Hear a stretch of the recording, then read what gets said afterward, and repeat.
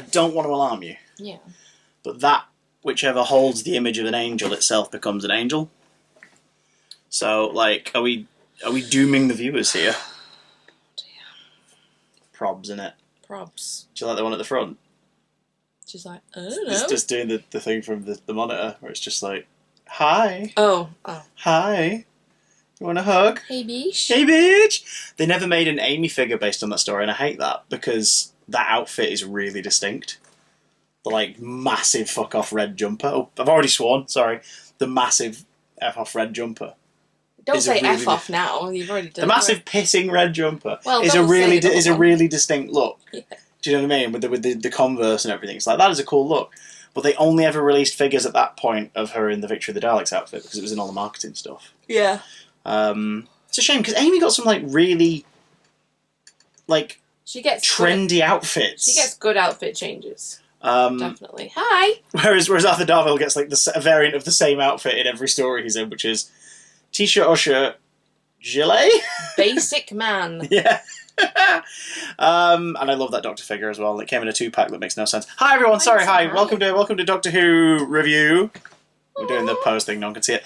I'm Chris. I'm not Chris. And we're carrying on with our Series 5 reviews. But before we do, this is a little quick one before the main review, which will be out either just after this or just before this.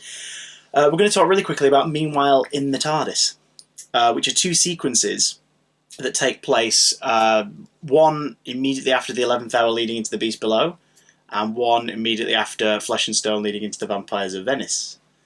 We're not going to talk too long about these because it's not too much to say, but it's the start of a pattern in this era, and I think we kind of have to start the ball rolling now, because if we don't, then people are going to be going, what about the prequels? What about The Knight and the Doctor? What about Good as Gold? What about Death is the Only Answer? Etc, etc. So we have to... I have no idea what you're talking about. Well, instead of doing a mega playlist of those, I thought it'd be better for your brain and mental health and soul if we just tackled all of these things in short videos as we go along. Sure. Because, yeah, if we did them all, it'd be horrible. Whatever you want, baby. So what happens in Meanwhile in the TARDIS Part 1? Amy's really confused. It's basically just Amy has a freak out, She's isn't it? asking lots and lots of questions without space for an answer. Lots of very random questions. Which I suppose you would have if the guy that you are now standing next to appeared when you were a child, then when you were a young adult, and then when you were an adult. Yeah. You'd have many, many questions.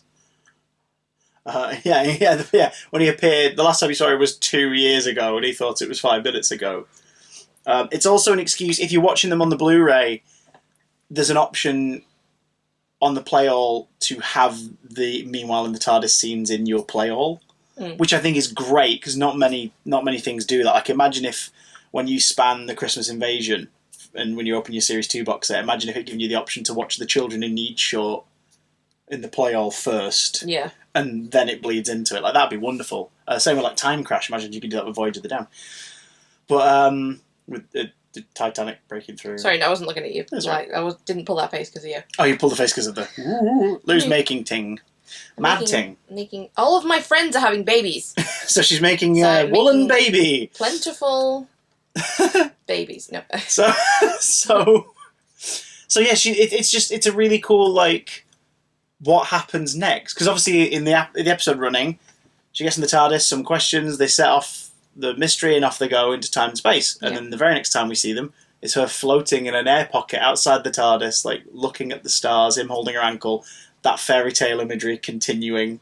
Which is very cool. To do its thing. Because she did that classic thing of, I don't believe that we're in space. That's, like, insane. I just can't fathom it. It's like, open the door. Open the door, mate. See ya. It's the dryer. Okay, so that was, there's a weird in. noise downstairs. Our older cat is being a nightmare at the minute. She's a psycho. So, there was...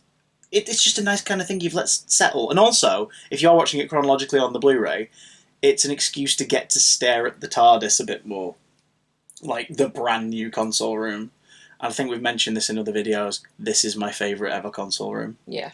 It is I beautiful. adore it Yeah. so much. It It's is so beautiful. space age and colourful and interesting, and yeah, I love it. So this makes me happy for that. Then we get meanwhile in the TARDIS after Flesh and Stone, which is basically a whole sequence of the Doctor going, "Calm down, madam, leave me alone. This is wrong, but don't worry. You're acting on impulse. Look, I know what we've got to do. We've got to get your fiance here right now. We've got to get him here, and it'll resolve it all." Whilst Amy the whole time is like, "No, seriously, Let's go. touch me, Oh. touch me, Doctor. Oh, not there." It must be thinking about it from the Doctor's perspective. It must be really weird because he met her as a child, Yeah, not even that long ago for him, and he's like, ugh. Now she's trying to kiss me. like, oh my god. Like, and something which this Doctor, it's established more as it goes on. This Doctor, despite being like a bit of a big kid, is a little bit sexually charged, like a tiny bit. He sort of has these streaks of all right then, and you see it very briefly when they're snogging at the end of Flesh and Stone. He kind of leans into the kiss for a moment, and then he's like, "Wait, no, ew, I'm 900. No, no, stop it." And then it carries on. Like we get the whole stuff with Marilyn Monroe and Christmas Carol, and we find out that like this is the Doctor that spends the majority of his time with River Song and things like that. So there's Queen Elizabeth II. well, no, first. that's not this Not boy. the second one. That's not this boy, though. Oh, God. Thank you, Doctor! Do you think that's what she said? She waved him away in his flying Titanic. Thank you, Doctor! Saying goodbye to that D. What a magic! No! Sorry. Oh, God. Made no. even worse by the fact this is going out next summer. What if she passes away in the meantime? She is in hospital currently. She is currently in hospital, and we're not royalists, so... I'm not saying we're not humanists, like, absolutely. She's an old lady. She's an old lady, and I hope she's okay, for the sake of her and her family, but also, like, calm down, everybody. People go into hospital. People go into hospital all the time. And don't tell me that we're not expecting her to die at some point, because she's... Well, at some point, she's always going to die Yeah, at some point. Exactly. But anyway, so it's... Longest reigning monarch. This guy Very impressive. does think, and even in this, like, even though he's like, no, ew, ew, and she's like, he's trying to say that he's not even... He's trying to say, like, he's not a sexual being as well. He says, like, I'm like Gandalf. Space Gandalf. Or the little green one from Star Wars. Then he starts making lightsaber noises and joshing around to himself. Well, let's be honest. Gandalf was definitely getting some of that.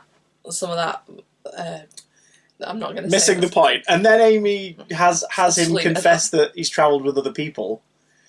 And assumes that he's a ladies' man and is like, right, so how many of the ladies have travelled with you? And she tricks him into basically getting the TARDIS to reveal all female TARDIS inhabitants.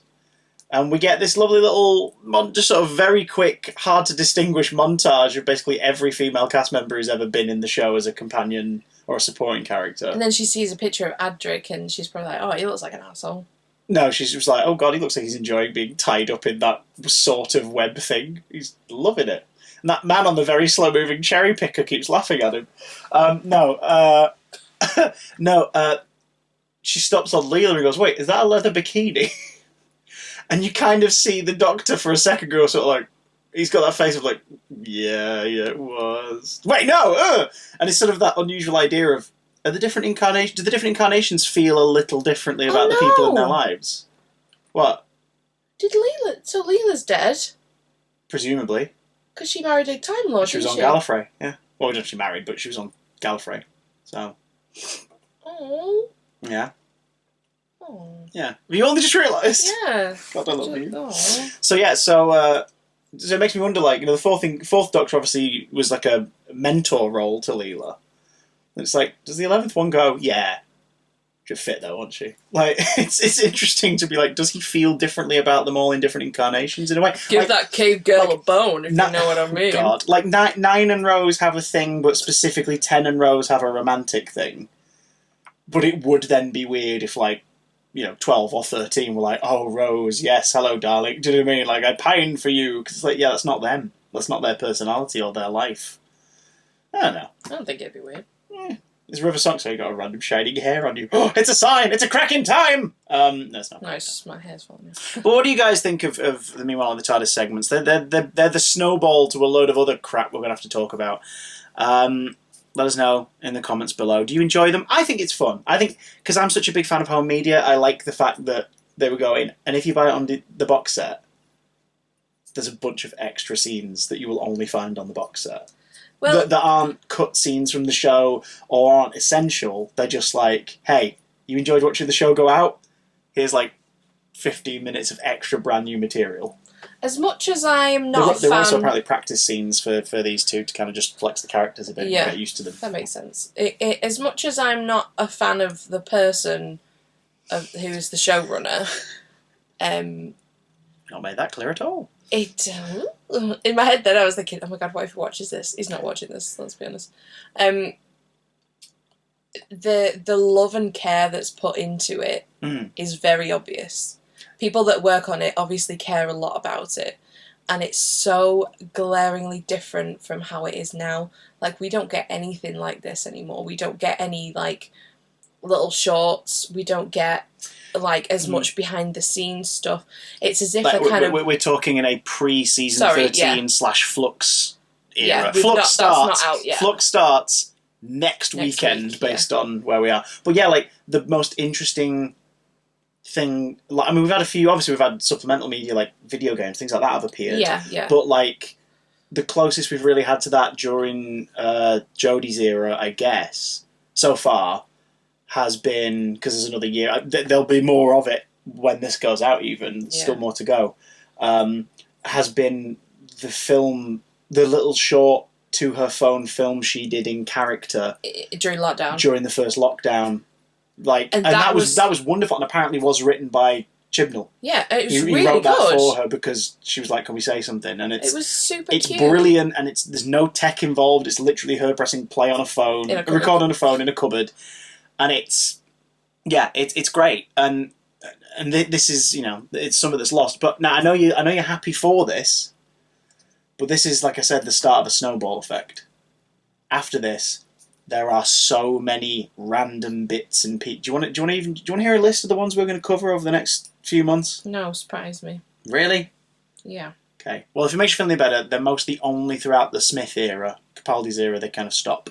Oh, I forgot about Clara, for God's sake. She's not in any of them. No, wait, that's a lie. She's in one of them. Anyway. Okay, that makes me feel better that she's not in, like, a shed ton. No.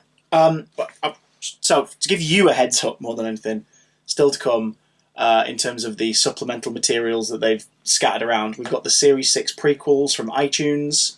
We've got the Night and the Doctor shorts from the Series 6 box set. We have got Death is the Only Answer and Good as Gold, which are two like written with Blue Peter viewers and schools competition short films, which are just fun and weird to look at. We're also going to briefly cover the Tonight's the Night David Tennant Merriman short from that era as well in that, because it's similar. Aside from other things like live events things, we're going to be talking about the Doctor Experience and Doctor Who live. The Monsters Are Coming. Do you remember that? Vorgensen, Nigel Planer, the big tour, Floating Dalek. It was a concert thing, but there was all the monsters. Did we go? We went to see it in Wembley. Oh, that, yeah. We saw two, because we saw that, and then we saw the Symphonic Celebration, or whatever it was, like a couple of years later, where it was just a concert in the same venue, and Peter Davison hosted it. Remember? Did I go? I don't think I Yes, but we both went to these. They were both in London, they were both at Wembley. Were we with Guy? We were with Guy for both of them, yeah.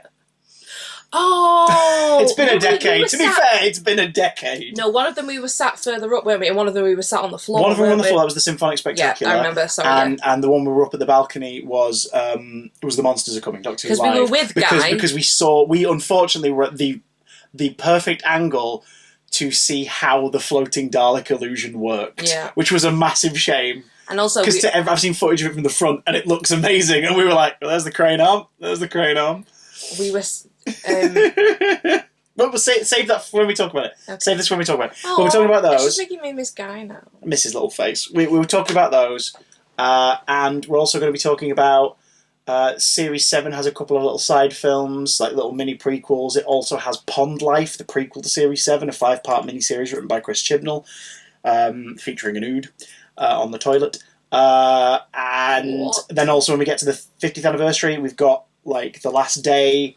We will of course be talking about Night of the Doctor, and you know, but there's a lot. There is a lot of tiny things still to come that we have to fit in between everything. I've got the roadmap written to make it nice and easy, but that is because of Meanwhile in the TARDIS. So as much as I enjoy them, god damn it, did they make things complicated. What do you think of these shorts? Anyway, we'll see you in the other episode, which is either out just before this or just after this. Oh, we're going to record it straight away! Bye!